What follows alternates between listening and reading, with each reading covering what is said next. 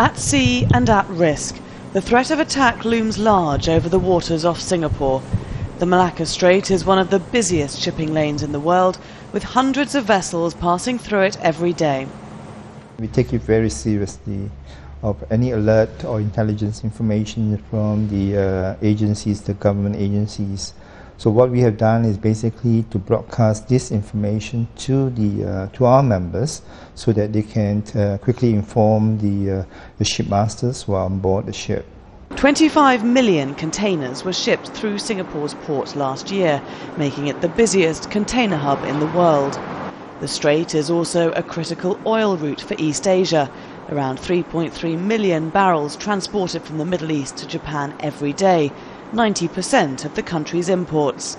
The threat is believed to target an oil tanker, but little has been known about where it originated. More likely than not, it was, as I mentioned earlier, a suicide boat attack, where what they would do is load up a small vessel and somehow try to target a ship and by ramming it. That is something that we've seen Al-Qaeda do. In this region, we've certainly seen groups like, when they existed, the Tamil Tigers, who were able to conduct operations. So the skill sets are available in the region. This vital shipping route is a highly vulnerable one. A bottleneck just 2.7 kilometres wide leaves little room for ships to manoeuvre nor gather speed.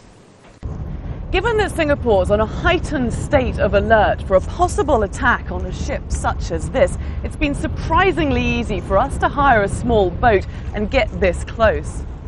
Security analysts say the region is well placed to detect and deter any threat.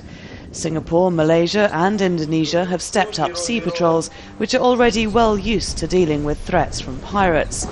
But there's still some doubt over whether maritime authorities would be able to thwart an attack without air and land support. Increased patrolling at sea is an important deterrent, but possibly is not going to prevent an actual attack occurring, like, for example, a suicide small boat attack, which would come with total surprise to the ship, and by the time the ship gave an alarm, it would be quite impossible or unlikely that there'd be any form of cavalry ships, police, coast guard boats, etc., in proximity to prevent it. Most ships have little choice but to follow the route through the Malacca Strait. They can only hope Singapore Navy's quick announcement of the threat allows them to stay one step ahead of an attack becoming a reality. Laura Kyle, Al Jazeera, Singapore.